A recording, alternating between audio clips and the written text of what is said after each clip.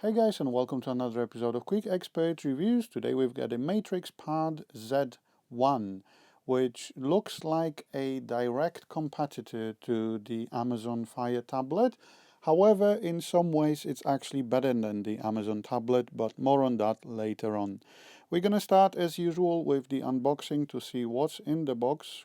Pretty big box, considering the size of the device being 7-inch. But yeah, let's have a look. So that's the tablet itself.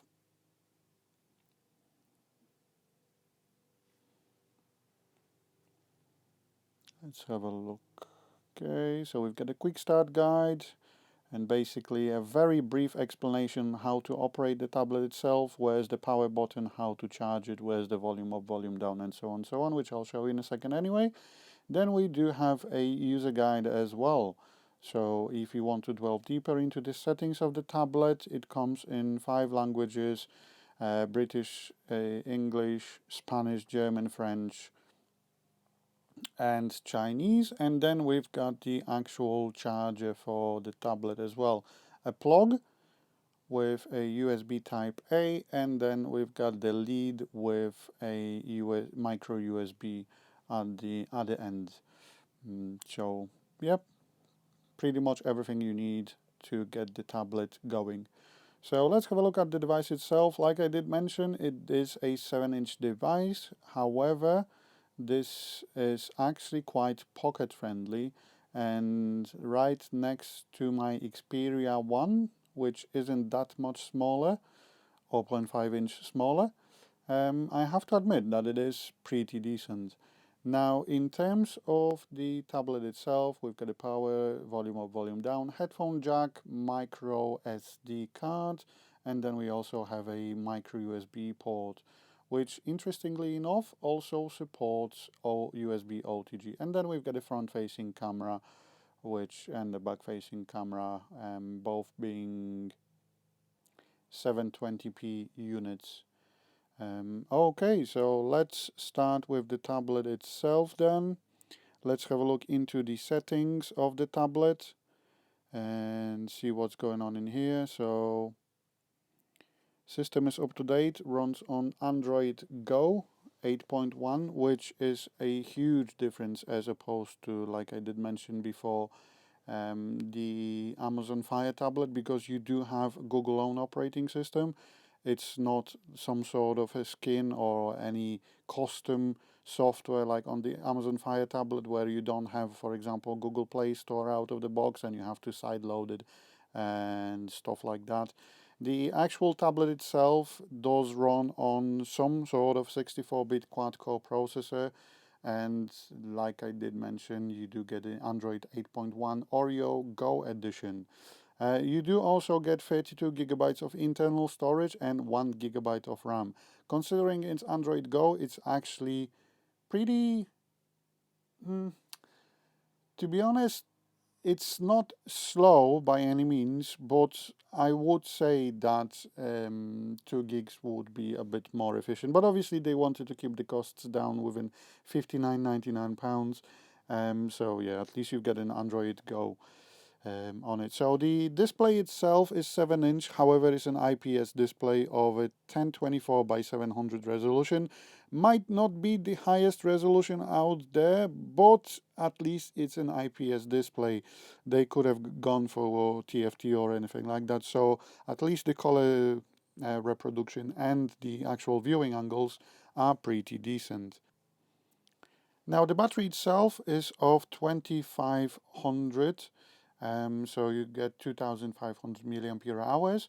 And to be honest, because it's Android Go and pretty low consumption processor, the battery does last quite a long time. So yeah, can't really complain about the battery life of the device itself, especially when you're watching videos. Now the videos play mainly in 720p, even though the screen resolution isn't 720p, but hence why the battery life is actually pretty decent. So that's the Android Go itself. You do get a bit of additional features, like for example, you've got the touchscreen volume buttons. So if you don't want to use the hardware buttons, you can use the physical buttons. And then there is a camera itself. Now, even if it would be sporting, I don't know, some sort of a 25 48 megapixel camera. The cameras on the tablets aren't used in the mainstream. They not many people use cameras on the tablets themselves. However, if you'd like to, you can obviously use it both front facing and the rear facing camera for, let's say, Skype video calls, Messenger video calls, WhatsApp video calls.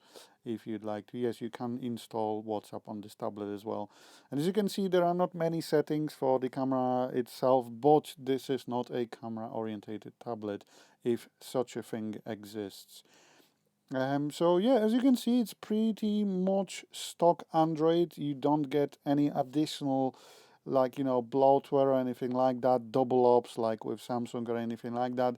And the backfiring speaker is actually pretty loud, so I'll demo that to you in a second, just to show you how loud it is. So yeah, let's have a listen.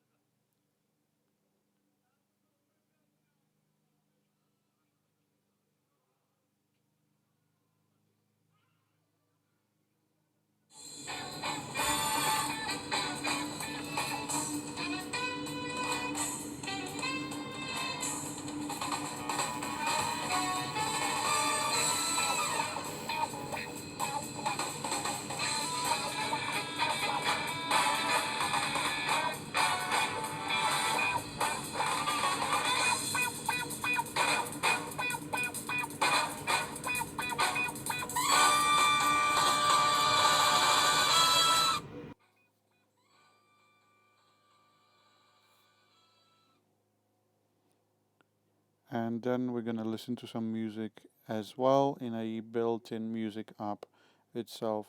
But like I did mention, it can be a brilliant device for kids as well, considering the price. You can watch Blippi, you can download whatever you'd like to, YouTube Kids, normal YouTube, and so on, so on. So it does a pretty decent job of being like a media consumption device. Yes, you only get one speaker and so on, but at least it's of a decent quality, which I will show you a bit more about in a second. So yeah, let's have a look. Here we go. So yeah, the tablet itself could have been a bit faster, but for a basic usage, it's actually pretty decent.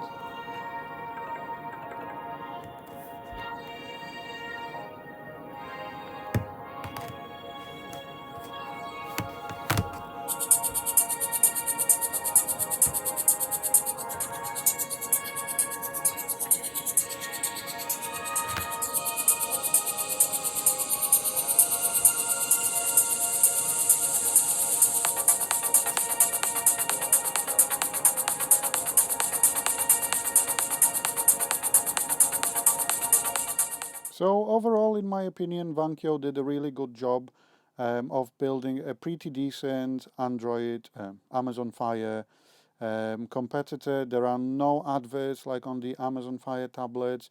You do get the stock Android experience out of the box without any bloatware. It actually runs pretty decent as well.